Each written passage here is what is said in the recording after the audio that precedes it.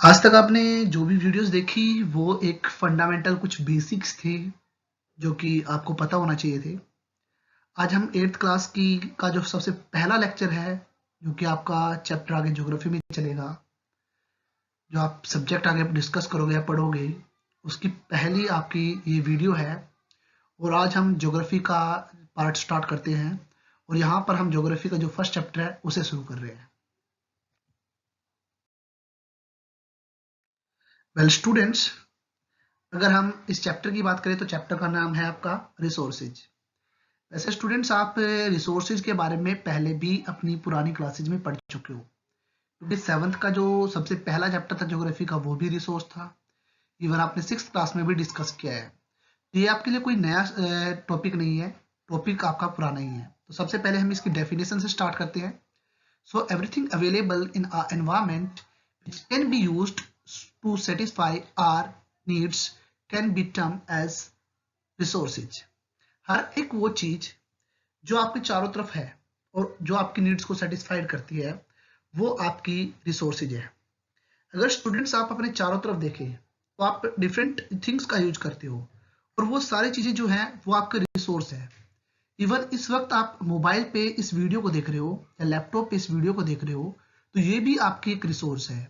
तो आपके चारों तरफ जो भी चीजें जो भी आपकी नीड्स को पूरा कर रही है वो सारी की सारी जो चीजें हैं वो रिसोर्सेज है। अगर हम एग्जाम्पल्स में कुछ बात करते हैं, जैसे कि अगर हम एग्जाम्पल की बात करें तो एग्जाम्पल में आपकी जो कार है, बस है, एयर है, वाटर, सोइल, हर एक चीज रिसोर्स है। बट रिसोर्सेज के लिए कुछ स्पेशल कंडीशंस हैं कि रिसोर्सेज क्या चीजें हैं, इन सर्टेन कंडीशंस के आधार पे होगा। सबसे पहली कंडीशन जो है इसकी वो है technologically accessible, means technical manner से ये हमारी पहुंच में होनी चाहिए। इकोनॉमिकली फिजिबल, एंड जो थर्ड है वो आपकी है कल्चरली एक्सेप्टेबल। ये तीन कंडीशंस होती हैं जो रिसोर्स के लिए यूज होंगी।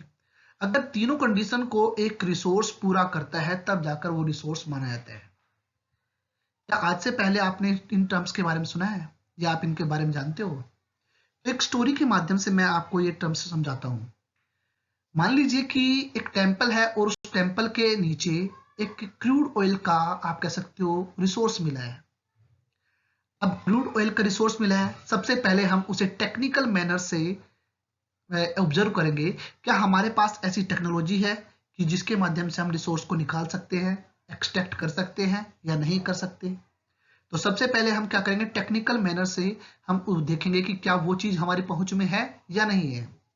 मान लीजिए हमारे पास टेक्नोलॉजी है जिसके माध्यम से हम उसे एक्सट्रैक्ट कर सकते हैं, देन हम उसे इकोनॉमिकल मैनर से ऑब्जर्व करेंगे कि हमने उसको एक्सट्रैक्ट किया और उसके अंदर जो भी हम खर्च कर रहे हैं और उसके बावजूद जब हम उसको यूज करेंगे क्या उससे हमें कुछ प्रॉफिट होगा या उससे लॉस ही होगा।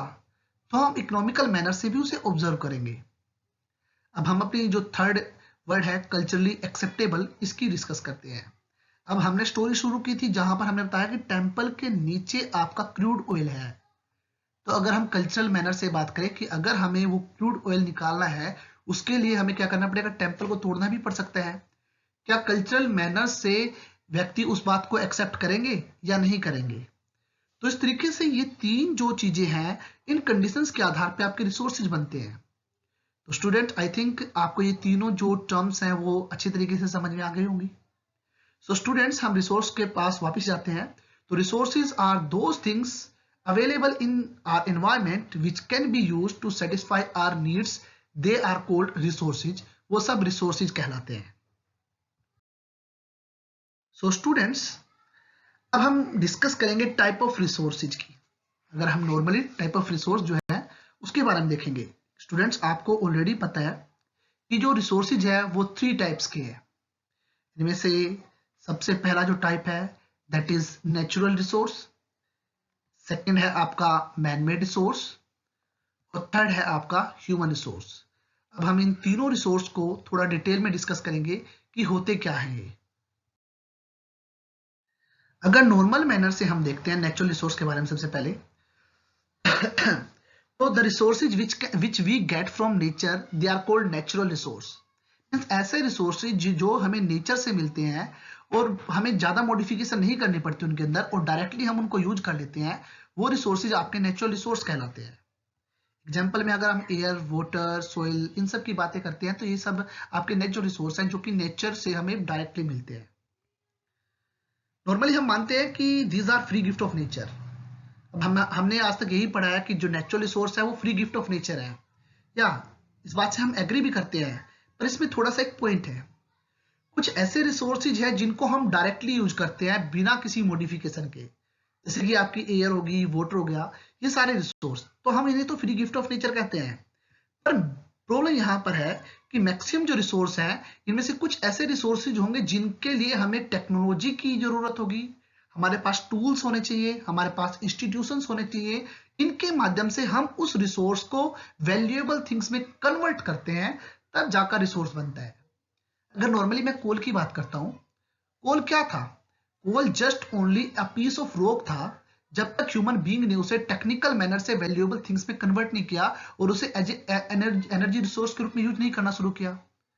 तो इस आधार पे अगर हम बात करते हैं कि जो रिसोर्सेज है they are free gift of nature, ये हम प्रॉपर मैनर से नहीं कह सकते। रियल में जो रिसोर्सेज है they are not free gift of nature, हमें उनके लिए बहुत ज्यादा खर्च करना पड़ता है। तो इस आधार पे रिसोर्सेज जो है they are not free gift of nature. Type of resource में हम सब सेकंड पे आते हैं, ह्यूमन मेड रिसोर्स। स्टूडेंट अगर मैं बात करता हूं ऐसे resource, the resource which are made by human beings they are called human made resource. Normally आपका जो मोबाइल फोन है, आपके ऊपर फैन है, आपके आसपास में विभिन्न प्रकार की चीजें हैं लाइक बाइक, कार्स, ये सारी चीजें क्या है? ये ह्यूमन बीइंग के द्वारा बनाई गई है और इनको हम अपनी सुविधा, अपनी आप कह सकते हैं फैसिलिटी के रूप में यूज करते हैं। तो ये सारे रिसोर्स जो हैं वो ह्यूमन रिसोर्स हैं। थर्ड हम आते हैं ह्यूमन रिसोर्स पे। ह्यूमन बीइंग अपने आप में एक बहुत बड़ा रिसोर्स है और एक इंपॉर्टेंट रिसोर्स है। अगर हम नॉर्मली ह्यूमन बीइंग की बात करते हैं तो वो नेचर के इन सब प्रोडक्ट को बेस्ट मैनर से यूज करता है और उनको अपने एक वैल्यूएबल थिंग्स में कन्वर्ट करता है with the help of his और हर नॉलेज एंड स्किल। तब जाकर वो एक सोर्स, एक रिसोर्स में कन्वर्ट होता है। तो अगर हम इस आधार पर बात करेंगे तो ह्यूमन बीइंग जो है एक महत्वपूर्ण और एक इंपॉर्टेंट रिसोर्स है। So students, thank you. इस वीडियो में केवल हम इतना ही डिस्कस करेंगे, आगे जो डिस्कस करेंगे वो नेक्स्ट वीडियो में करेंगे। Thank you and have a nice day.